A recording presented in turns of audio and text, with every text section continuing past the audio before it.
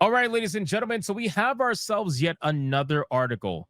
It's a very typical article discussing how women are the dominant force in gaming, or at least slowly becoming the dominant force in gaming, and how the age of the average gamer has now gone up to around 41 years old. But the thing is, every time one of these articles prop up, it always ends up resulting in the same discussion. People look at the information provided and they obviously see that it's heavily skewed. They see that mobile is destroying the overall numbers and making it very skewed to basically say that women are rising in the gaming industry, at least from the player perspective and the customer perspective. Now, that is not to say there aren't a bunch of women that do play video games.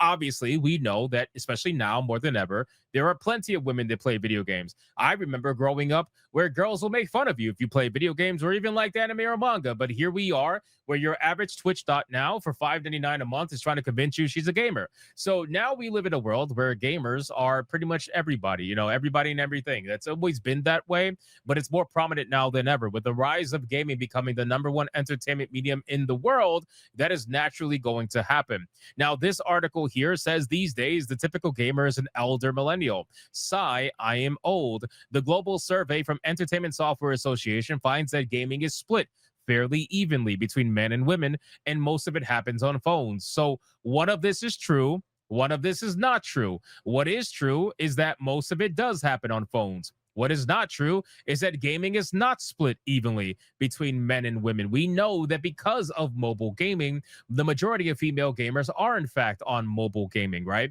Because they count things like Candy Crush, or they count, all these mobile games as games. But we know that when it comes to the AAA industry, console gaming, PC gaming, we know that the majority of it is dominated by men. This is something that we have seen time and time again, through and through, many different times. If you look at your average gamer playing games like Battlefield and Call of Duty, you are going to be hard pressed to find a bunch of women out there playing these video games. They do exist, obviously. We just played with well, actually, I didn't get a chance to play with Sevi yet, but I saw Sevi playing with New Blackstreet earlier, right? We do have female gamers that do play. However, it is not the numbers that they're trying to portray. If it truly was 50-50, if it truly was something where women are at equal numbers to men in these kind of games that most people talk about, you would be seeing a lot more of them. Okay, you would absolutely be seeing them all over the place, like it's crazy. But you don't see that, right? You just don't. So anyway, scrolling down, gaming still carries a young guy stereotype, but new data shows today's average gamer is closer to middle age. The Entertainment Software Association, a major lobbying group for the gaming industry, has published the results from one of its largest consumer surveys, which found the average age of gamer is 41 years old. Now, the reason why the age is going up and up is I remember when the age was in the mid 30s. I remember when they said the average age of gamers was 35. Now, apparently, the average age of gamers is 41. And the reason why is because we grew up on games, right? For the people who grew up on stuff like Atari, when gaming was in its infancy, you realize that hopefully, God willing, if everything's good for you, you're still going to be alive and you're probably older. And now, as those people continue to get older, the average age is going to go up, and younger people are playing video games more and more. So clearly, the numbers are going to get higher and higher. And as people get older and older, the average age is going to continue to go up when the number is such a big number like it is now. It's only a matter of time, right? So it's going to get to a point where 41 is going to turn to an average of 50. I got to imagine that the number is probably going to stagnate somewhere around 50 if I had to guess, but I wouldn't be surprised if it got even higher than that, 10 to 20 years from now. But the survey is somewhat skewed since it only polled gamers around 16 years and older. Nevertheless, the study is quite expansive, surveying 24,216 players across 26 countries in North America, Europe, Africa, and Asia. The respondents also identify themselves as active gamers who play video games for at least 1 hour per week. What? Hold on. 1 hour per week is an active gamer? Okay, bro. Okay, I'm not gonna try. I'm not gonna try. Listen, man, we have we have these conversations, and it brings me back to the old days of World of Warcraft when we used to argue between casuals and hardcore. And sometimes I have to control myself and not sound like such a fucking elitist prick. But come on, bro. There is no way you're trying to convince me that an hour a week is an active gamer. Like, you're not an active gamer at an hour per week. If you told me like an hour a day, okay, maybe I'd call you a casual, but still, like, an hour per week. Come on, bro. Like, that Smash JT plays more than that, and that's saying a lot. All right, I'm trying not to be an elitist here.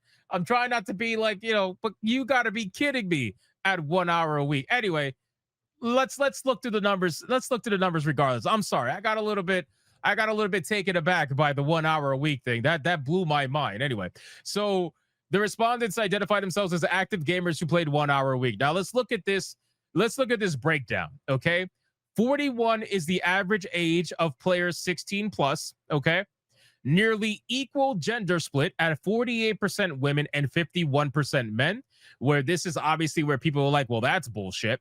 And then if you look at the reason why, well, look at the right. You're going to see a breakdown of what they played on, right? Mobile takes up the majority, massive majority, right? Computer or laptop is equal to game console or handheld. If you look at console or handheld, this is the orange. If you look at PC gaming, it's the light green, right? So they are almost identical in terms of numbers, right? You can clearly see where mobile is bigger than both of those combined, which everybody knows that. And then you have VR devices, which I got to be real with you. I highly doubt they're playing video games on VR. They're probably gooning on VR. Let's just be real. But anyway, VR headset and device, and then other hardware. I don't know what other hardware would be classified as personally, but I mean, that's there. Probably one of those. So other hardware would probably be classified as consoles that aren't official. Like, those little handheld consoles they sell on Amazon for like, I don't know, $100. It has like 5,000 emulated games on it. I don't know if they count that as like other hardware, probably, but whatever. I guess we'll see. The survey also suggests that the average gamer in the U.S. is older. 56% of the respondents in the U.S. classified themselves as 45 years old or older. China is the country with the lowest average player age at 32 years old. Italy has the highest at age 50. An update. A spokesperson for the ESA also told PC Magazine that for the U.S., the survey found the average age of the player to be 49 years old. That said, so we're already at almost 50 years old for the average age of the supposed gamer in the United States of America. That's very interesting. That said, another survey released in June that looked at players as young as 5 years old found that the average age of the gamer in the U.S. to be 36. Well, yeah, because you're including fucking 5-year-olds. Why are you including 5-year-olds? Well, stop it. It's not all that surprising, though. Video games boomed in the 1980s and 90s when kids had consoles from Nintendo, Sega, and Sony. Those players have since grown up and transitioned to modern devices like the PS5 and Switch 2. At the same time, gaming has become more accessible with free mobile apps, making it easy for anyone to play. And I agree with that. That's literally what I said at the beginning of the video.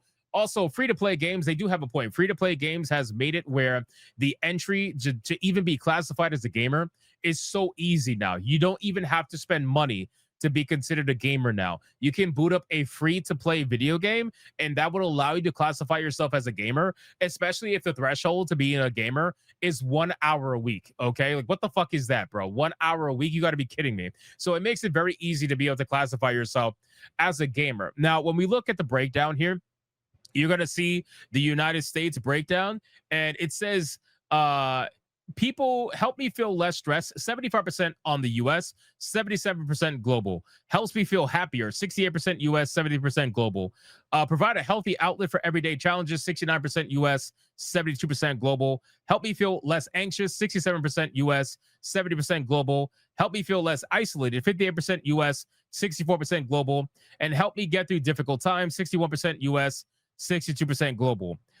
Play online with others at least monthly, 63% of players did. Play in person with others at least monthly, 52% of the players did. And use in-game communications, 44% of the players did.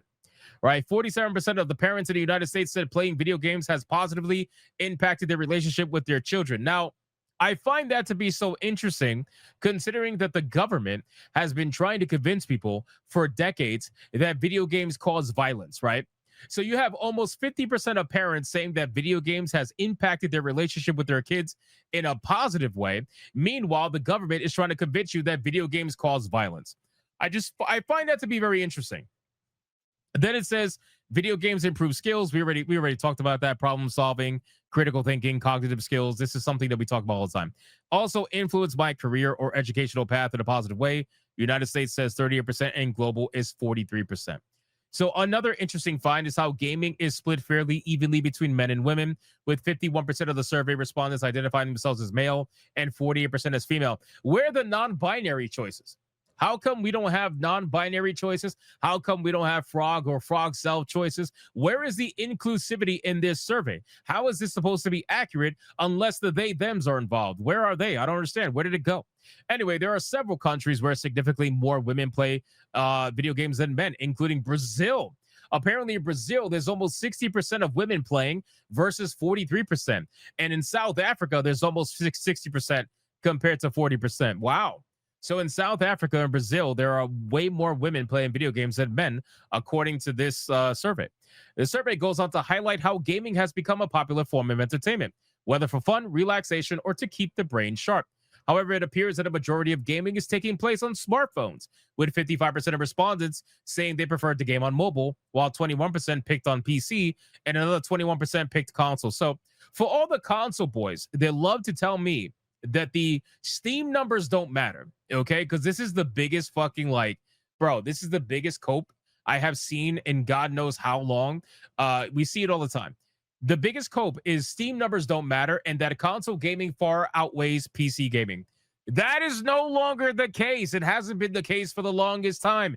Every single survey, every single numbers based survey that we see always proves that the numbers are neck and neck between PC and console. And it's only a matter of time before PC overtakes console. I'm sorry. Like, that's just what it is. So can we stop saying the Steam numbers don't matter? That's the biggest fucking cope I've ever seen in my life. Anyway, so apparently this was written by Michael Kahn, who is an expert about our expert. Yeah, okay, I'm sure he's an expert.